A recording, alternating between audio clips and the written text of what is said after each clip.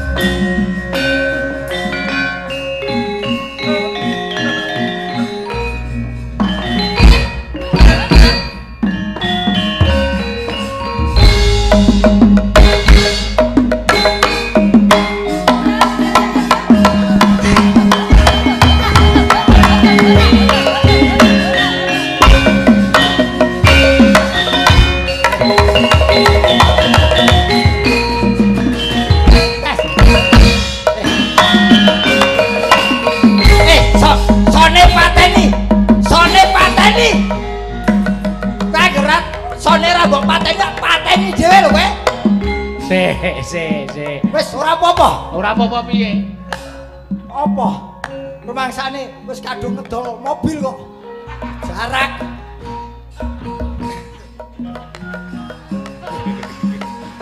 Kowe apa ki ngetokke? Ngetokke yoga yen ora tau tanggapan iki. Begitu itu tanggapan pisan nabuh ra gelem mandeg. Lho, jare kowe mau jare sesasi ya wis ora ana tanggapan. Ha iki jogeto sak lempohmu. Sak lempohku sesuk ki aku sih lunga. Nendi? Lho yen mbok jak. Lah katut ora? Aku sesuk climen dhewe. Wah, urmaksane kaya umpak war ngiwani lho. Nggih. Sing nyelenthong ki lagi ajaran apa piye?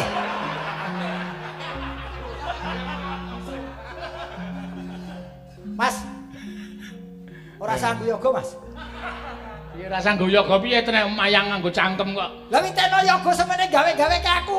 Ora ngerti to. Telung kembangan ki mau wis menggeh-menggeh lho aku. Ha iya. Kesuwen ra metu e. Maksud iki metu tanggapan. Wong kok senengane aku kuwi wis digawe serik karo bosmu lho. Lho, digawe aku gawe serik ngopo? Lah kowe omong aku ngedol mobil. Lah yen nganti Pak Hanafi krungu nganti mesake terus aku kok ditambahi piye? Kuwi karangane sapa arep nambahi kuwi? Lho kuwi mbok menawa. Wong mbok menawa ora mungkin kok ya. Ora mungkin lho, Pak Nafi terus ki cucul ki. Lagi ki lho wong nanggap wayang kok gelar karpet dhewe ya lagi. Panjenengane iki tresna karo budaya wayang kok ya. Wis ora mung tresna, lah yen tresna karo budaya wayang iki, yen beliaunya pancen tresna budaya, lah wong pendopo gedene kaya ngene kok ora ana gamelane.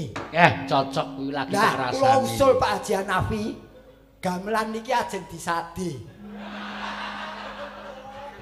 Niki murah meriah. Prinsipe dalam niku timbangane ngedol mobil lalu ngedol gamelan. Sik, kok sik nek misale lho upama dikersake aku ora apa-apa, ning aja liwat kowe. Kowe iki makelar Tegel. Di makelar ora Tegel dilak takoni. Mau wis omong karo aku kok. Nek Aku digon makelar ki gawanane senso. Iya. Lho, Wis karo kanca iki karo aku kok upama gamelanmu dipundhut Pak Hanafi cukup 20%. Kaya ngono kok. Tak omong itu ning nggon agama persenan-persenan ngono kuwi iki jenenge riba. Lho, ora apik. Riba ki yen ora omong sik, yen omong sik ki sah. Sah kanggone wong golek dhuwit, wong aku makelar golekku dhuwit entuke kok kuwi kok. Ki entuk ora dituku gamelanmu? Entuk ning kok tak rembuke. Lho, Pak, dicodol tenan to niki. Piro regane piro? Ning mengko tak rembuke karo Pak Hanafi dhewe. Wis ora ro kowe moh aku wis. Wis angger rembukan dhewe genah ora katut aku. Iya Ini lho aku gedhing aku. Aku tak usulke pendopo kaya ngene apike. Iki cocoke karo meneh iki lak pesantrene bernuansa Jawa.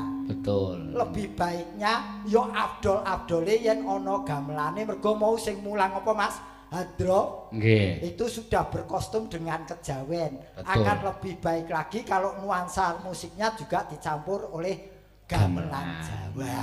Mesti apik. Ngene kok. Nggih, 10%. Oh, dadean kowe urung kok 10%. Iya. Santai wae. Mangsaku kok ning dinggon dalan hobine kedol gamelan. Ketoke wah gamelane sae. Ngiringi wayang sae. Kepek ning alhamdulillah ki panjen aku ki tak syukuri tenan aku. Nggih. Bengi iki kaya ketiban banyu es. Mak celes. Mula aku bab honor nomor 1. Nomor 1 piye? Bab honor ki nomor 2 ngono sing penting. Munafik. Direwangi pupuran putih ning arepe wong akeh ya kuwi kok. Tapi yang terpenting seperti beliaunya saya mensyukuri apapun itu saya tetap syukuri. Iya. Karena saya termasuk orang yang teguh iman saya. Jangankan kok diberi pahala, diberi rezeki, diberi musibah pun seperti corona, tetap saya syukuri. Alhamdulillah aku ora kena sampai sekarang tetap isih sehat. Kalau saya tetap berdasarkan syukur, saya ada musibah saya ambil hikmah. Dari musibah ini ternyata apa yang telah digembar-gemborkan pemerintah itu sesuatu hal yang lama tidak kita lakukan. Apa? Apa kuwi? Kuwi ya iki protokol kesehatan ki. Hal lama yang lama tidak kita lakukan. Protokol kesehatan ki apa? Cuci tangan. Cuci tangan. Kowe kelingan gek cilik yen bar dolan mesti kon wisuh ra. Le wisuh kok ndak kena sawan, ya ora? Kuwi lah hal yang lama yang tidak pernah kita lakukan lagi. Iya, pancen bener. Terus saiki apa? Tutup mulut. Biyen aja toko omong, guyuwe ditutupi, ya ora? Iya, sopan kuwi, Sopan. sopan. Terus nganu kuwi Mas Gareng apa? Di depan rumah biyen mesti ana padasan. Kuwi perlune nggo resik-resik awak. Oh, jaga jarak. Biyen ki wong ngadep wong ki ora wani lanyo-lanyo, menjaga jarak, menjaga sopan santun. Betul. Kuwi yang dipandang dari sudut etika. Tapi kalau dari sudut bernegara, kuwi ya sindiran jane. Sindiran kanggo sapa? Sindiran kanggo wong sing melakukan kesalahan. Upamane pripun? Protokolnya apa? Protokol Cuci tangan. Cuci tangan ki supaya tangane resik, aja sok seneng jikuk bondo utawa duwite wong liyan, termasuk duit negara. Kuwi aja sok korupsi. Wela, luar. Terus apa meneh? Nggih lah. Terus iki nganggo masker. Kuwi ya sindiran. Sindiran iki mbungkem para provokator sing arep mengadu domba rakyat Indonesia. jaga jarak, mari kita jaga jarak supaya tidak mudah digesek oleh kepentingan tertentu. Wah, edan. Ora edan piye iki 3 sasi lho gawe ngene iki. Oh iya. Lagi iso metu ya ning kene mergo ditanggap Hanafi kuwi. Iki sementer. Ora ning ya luar biasa. Itu nek mboten dionceki ora kecekel lho kaya ngoten kuwi. Memper nek sampean niku regane karo tengah. Oh lho ora. Ajare mau muni sanggo nang yoja karo tengah. Karo tengah iki celimen karo diculek matane tapi. Wong kok senengane aja ngono to, wong Pak Nafis ngerti tarifku kok. Waduh. Tenan lho, aku tenan lho. Iki beliau itu mensyukuri apa pemberian Allah terhadap beliau. Nggih. Iki putu. Kok aku ngonceki engko dareki aku ora. Ora Mas, pancen sampean putu menika asline dari PUTU. PUTU. P iki penerus garis keluarga. Oh, urutane sing kaping 3. Ya ora? Pak Hanafi putrane putu. T tri bab sing kudu dilebokke nyang putu. Apa? Kuwi IQ, EQ lan SQ. Wah, jan. Iya. Terus ngene kok karo tengah. Anak gelem kok. Ya wong ora. Lah aja. Terakhir apa? Iki sing tak omongke sing real. Umume cinta kakek nenek kuwi kontek-entekane ya nyang putu. Ya ora, sampean duwe bojo mesti cinta pertamane ning bojo. Begitu duwe anak, cintane pindah kedua ning anak. Begitu duwe putu, entuk ning putu. Nggih. Umume ngono. Kecualian bapak merosal ya mbuh. Lho. Aku ora ngarani kowe lho. Maksudnya aku tok arane bapak merosal no piye? Ora, aku ngerti yen kowe wis mari. Putu ki rak Jawa. Indonesiane cucu. Ah kuwi kudu iso njarwake. Nek pancen pinter tenan, Pak Hanafi lenggah lho iki. Lho. Pak, niki kula mikir tenan nih Pak niki. Nyuwun kebijaksanaanipun nih Pak. Tak goleke dalan lho pisan kowe. Aku 20% lho. Goleke dalan mangsamu picek kok aku. Cucu. C iki calon penerus keluarga. Padha to iki mung tak Indonesia ketok. Oh ayo, aku ngetes. Guyu ki.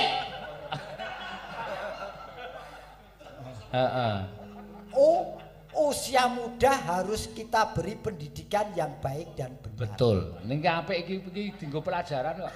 C meneh. Iki C. Kok C neh to? Ayo cucu kok. Cucu. Ayo diteruske to rasa ngayal to. C. Dalang iki aku kok kowe ngayal. C. Cinta terbesar didapat dari kakek dan nenek. Ah, betul. H. Iki engko pira tambane? Sik, tulisane cah nom saiki iki nek cucu iki ora mung CU kadang ora ditambahi CHU. Cucu. Iki wong milenial ngono kuwi. Cucu. Milenial aku milih-midun kok ya. Ha. Ha kok kowe iki urip ning ndi to? Gelem ora kuwi ya, gelem ora kuwi. Ya, aku wis angel iki omong suwe ra mikir lho iki. Kuwi mau sing pertama apa mau? Ambo. Aku semenan nek padha to mingan. Usahakan jangan sampai salah jalan dalam hidupnya nanti. Betul. Ya, putu basa Jawa, cucu basa Indonesia. Basa kramane putu ki wayah.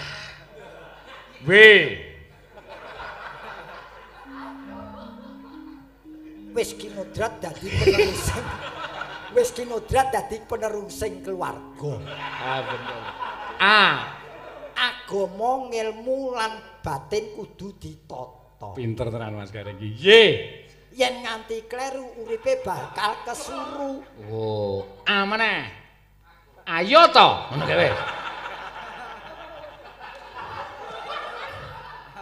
Sing marake ngrusak pasaran kowe. Doyak lagi iki lho, dalan ngoyaki lagi iki. Asli ngono kok celimen pirang-pirang dina ora tau ngejak. Ayo to, bocah kuwi ditresnani lahir batin. Kene yo ngerti. Ayo apa ayo. Hanek pancen kaya ngono. Ana kalah iki cara kuwi cara ngayogja yen kuwi. Cara ngayogja iki hanek kaya ngono. Cara ngayogja. Iya. Nek pancen iki nganu kok Mas, pancen iki memperlihatkan betapa kayanya bangsa Indonesia dengan bahasa Indonesianya maupun bahasa daerahnya. Nggih. Mula ki ya muji syukur. Wah, jan iki mbiyen urung dadi pendopo iki, Mas. Tenan iki jenenge lantewe. Lantewe iki kayu lho. Kayu nggih Pak Nafi nggih. Granit lho kok kayu piye? Lho, granit iki. Ta. Wong nek arep menangan dhewe ngono kuwi sing muni kayu mau lambene sapa? Kok sik tak unek-unekke aku. Pak Hanafi kok lantene kayu. Lho lah aku ora pendapamu kono. Granit iki muni kok. Dalang angger gamelane ra payu kok nesunan. Ora ngono, aku mulane tak arani kayu ki mergo kasape kaya kayu. Nah, granit itu ada berbagai macam. Iki Italia. Hah? Italia. Takon sik to, nyuwun prisa sik to. Italia nggih Pak Ji. Indonesia. Kumangsamu. Apa Indonesia iki? Anyeh-anyeh apa piye? Indonesia iki iso gawe kaya ngene. Kumangsamu le ngino. Indonesia kuwi wis canggih. Engko nek bubar wayangan kuwi aja bali sik lho. Apa? Gelut sik karo aku nek. Wah, aku seneng ana wong sok pinter ngono ya aku. Ayo kowe kuwi Italia apa? Nggih, mugi-mugi panjenenganipun Mas Muhammad Baltasar Hanafi lho. Asmane we nunggak semi karo Kengeyang. Hanafi ki nunggak semi. Muhammad Baltasar. Walah kok iki. Kok yo aku kok nyawang sing ketutup gayor. Kene we ana cethone kok ngene lho. Wah, jan. Iki wis gumyur ki ngetokke. Ngetokke suwe ra tau manggung ngene iki. Baltasar. Iki Hanafi. Wah, jan iki muga-muga dadi anak Anung Anandita. Betul. Iki aja munamuni yen kowe ning kene iki pancen iki mlebetipun wilayah Demak nggih, Pak. Demak. Nek yen kowe ngidul sithik iki wis melune Grobokan iki kecamatan Taskresek kono kuwi. Kecamatan Taskresek endi? Iki lho sing kono kuwi Taskresek. Apa? Pundi, Pak? Oh, zaman saiki kok godhong Taskresek. Zaman saiki Taskresek ya godhong. Kuwi jenenge kecamatan kok, ora dibedak-bedakke karo wadah kok ya. Ora gaul. Iya. Somene diganti kecamatan Taskresek. Godhong iki saiki sarang-arang ngono. Nggih, mugi-mugi Kang Putu dados anak ingkang soleh. Amin. Iki putu ketiga dari panjenenganipun Mas Eko Saputra. Leres nggih. Aku barang weruh iki yen putrane mantene Mas Eko iki terus aku tok tuwek. Mergane? Mergo mbiyen yo pas dadi manten ki yo aku sing dageli. Weh, ayo. Apa ora wis ketok tuwek? Ayo ngono kuwi sadar diri. Heeh. Lho sadar diri bahwa maksud lu mergane sampean ora iso ngrasake awake tuwa ning nek sampean weruh piyai bocah sing wis dewasa terus biyen bocah iki disupitke aku sing gareng saiki wis sandang semono sandang anak-anak kuwi ngrasake tuwa nek mingkon ngilo ngono ora krasa tuwa kuwi sebagai pelajaran sik kowe iki ngandani aku apa numusi nang kowe dhewe aku ki ngandani sampean ngene lho Mas wong ki nek ming ngaca ngilo ki terus rumasane aku wis umur 50 ora iso isih enom kok. Ning nek ketemu karo kahanan kaya ngene lagi krasa tuwa. Mula kuwi pelajaran. Ngono lho. Aku ora tuwa kok. Lho kok mau muni tuwa? Ora diunduh kok. Wah, sangel. Aku meh nuruni Bu Tejo. Nggih, ya. Ning sewu, nggih matur nuwun Bapak niki mewakili kanca-kanca seniman sedaya. Bapak gelar kulit ringgit wacucal wonten mriki nggih kejawi ngibur masyarakat utawa keluarga ingkang rawuh ugi menika kados paring rejeki iki terus terang wae blakan paring rejeki. Oh bener, nggih. Oh. Panji anu lho, sejujurnya ya. Kahanan pandemi Covid itu yang betul-betul berhenti dan terdampak sangat itu seniman. Langkung-langkung seniman panggung, seniman sing uripe ning namung teng tanggapan panggung menika pet mati mboten angsal menapa-menapa. Saestu. Pak, ngantos mila Pak Haji Hanafi menika nimbali kula sak kanca menika persasat kaya dene lumaku ing wanci peteng kepapak obor sastra biar padang trawangan ning dadi peteng mergo enten garenge. Yo ngene iki seneng. Aku iki karepku ngene iki gen Desember katut. Kok terus peteng dadi sampeyan dong dijawab to? Urung. Wah, mau Pak Hanafi aku sowan mau wis. Jangan lupa lho Mas Eno tanggal 15 Desember tanggal 19 Desember kesini lagi. Siap Pak? Tanggal piro? Tanggal piro? Tanggal 19 ning ya ora ngomongke bintang tamu. Wong aku wis muni mengke nek kula ket sore bagonge metu wis gayeng Pak mboten sangge bintang tamu. Ngaten Pak Hanafi. Nun modar.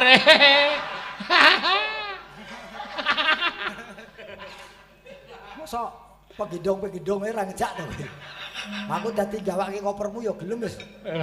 Ora ngono senenge kancane ora tanggapan iki seneng. Pak Hanafi Piyai mesti sesuk Budi Bawa Laksana. Beliau tahu siapa yang membutuhkan bantuan beliau tahu. Iya. Dan saya memang tenan Covid iki ora tanggapan bojoku dicor nganti. Dicor piye? Lah aku ora tau mulih nggawa duit. Wah, wong lanang ora tau nggawa duit. Apa kuwi? Ngono kok arep gunake aku dicor. Sangen. Lah mengko bengi kok kene mulih nggawa duit tak titiki. Aku lagi arep muni. Piwakane kowe mbok disi bojoku mbok titiki. Aku tak titiki dhewe. Sugeng dalu, Pakde. Lah iki wis. Iya iki. Pripun, Pakde? Ya iki sing tak goleki ya penyanyi binding ngene iki. Saben bengi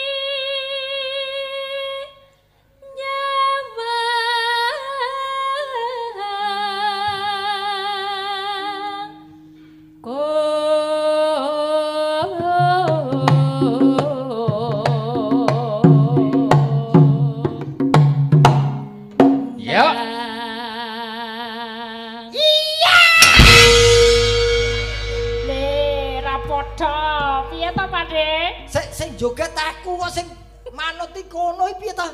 Lho lah iya to. Lah wong ki sak rombongan sing nggawa aku kok. Aso nek arep pas kowe nek ndagel nggawa wiyaga dhewe. Lho. Iki ndagel ndoyaga dhewe bayar aku dhewe wis cumpen kok. Jak yoga. Ya maksudku ki aku sing joget kono ngendangi aku. Oh iya, ya wis kendhangi Mas. Anu Mas Parno. Wah. Wih, jenenge wong sak penake dhewe to. Iku lho pengendangmu sapa jenenge? Mas Mantri. Jenenge iki Mas Mantri kok Mas Parno, Mas Parno. Heeh, Mas Mantri, Mas Marti. Yen memajang ora sah ngevlog gandul ngene kowe entuk subscriber. Mengkaro Jano.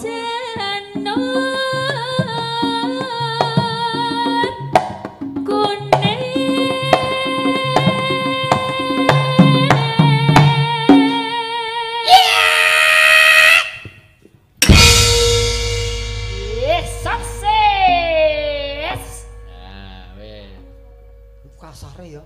Ngapa? Wong didegake ngono ki ora wedi malah. Sukses ngono lho, sukses wis ki mos dijelengke lho, jengklengke lho. Apa? Wis dijengklengke. Wah, krungu. Makanya aku ngomong sukses. Krunguku jembengke. Apa? Jembengke apa? Tanggung jawab lho. Apa artine? Modar ora we. Acah iki ora dong kata-kata. Iki basa Jawa we kangelan kok andane sing tembung sing aneh-aneh. Kuwi mau muni apa, Sa? Jembengke apa? Jaluk takon jembengke apa sing jembengke? Jembeng apa? Sik to. Jelasno. Gendang kuwi kulite ora dijembeng ora iso dienggo ngendang. Berarti jembeng ki apa? Narik. Tarik dijembeng. Oh, ditarik dijembeng. Aku kendang iki kulite lak dijembeng. Oh, berarti nek lombake jenenge jembeng tambang. Tarik tambang kae berarti jembeng tambang. Modar ora. Lah bener kuwi ya. Dan. Mosok kowe sing apa mosok jembeng-jembengan. Kita saksikan lomba jembeng tambang. Ora ana. Ayo sementara peserta 2 jembeng-jembengan. Ya ora enak maksudnya kok. Iya. Rasa dirembuk ah. Iya. Ya.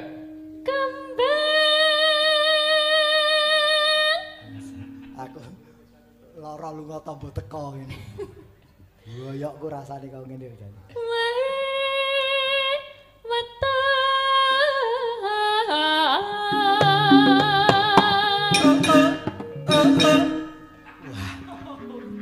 Baleni Mas Mitra.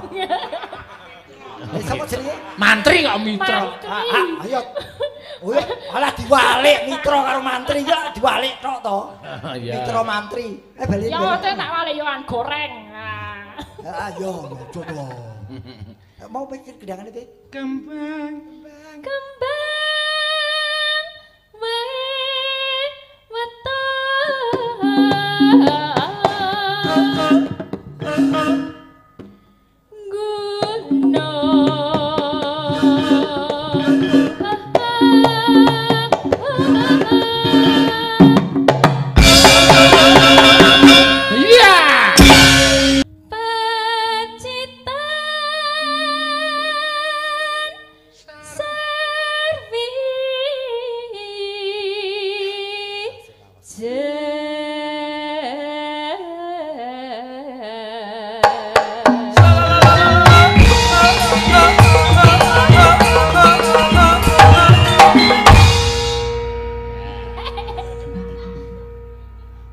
Ya manut tata carane kene. Iya, aku ki lak beradaptasi. Rumangsaku sik Denko jebul ganti to, sabar gelap jange. Weh, ayo aja main-main. Pengendangku Jaipong ki 3. Oh. Iya ta? Weh. Sapa wae? Denko, Denko terus apa jenenge iki? Apa? Sulistyo, Enfagro. Terus karo sijine SGM. SGM. Heeh. Dadi kabeh susu kabeh. Ngene kok ya do betah melu to, Cah. Pacitan. Udah ya tadi ya? Ora apa-apa, wong ayu ki nembang kleru ora masalah. Panas udan.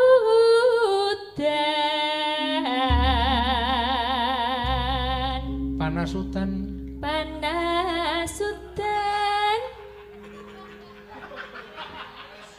Aku padahal sing tak senengi nggon kembangan ki. Macan latak kek iki. Lah mung tiru mak deng, ngono tok ki. Gamelan sakmene akeh wong sing tabuk kendang bem tok deng. Aduh. Udan panas aleng-aleng capek gunung. Ya. Yo, kanca-kanca ya. Sik.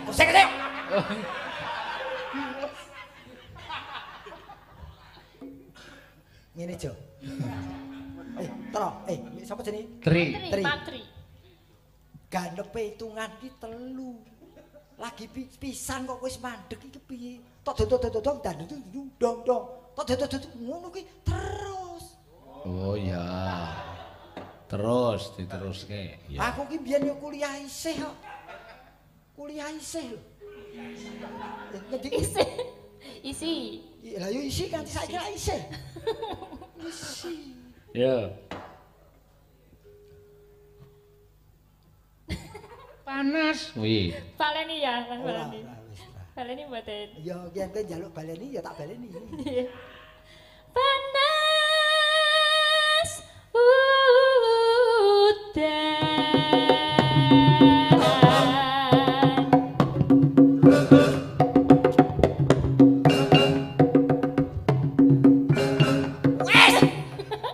Ya, mau jare kon terus. terus carane.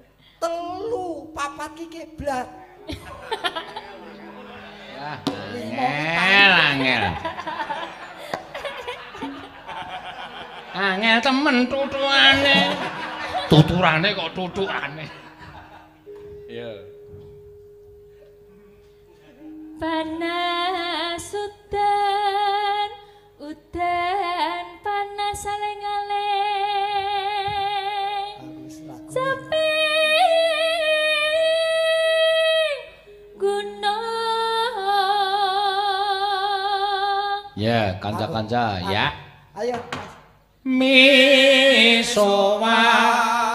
caping gunung. ya. Atian wadon sarta. Ki kenapa kok sayang gini-gini? Jame besi. Jame besi dia nek larange kok ngene iki. Lana. Hati-hati lho, sanek ngerti-ngerti kowe dididiki. Inu maneh. Tak trimo nabi aku ora kirim tak trimo. Banyu benih. Ya, mangga. Neno. Dek zaman berjuang jerkelingan anak lanang biar tak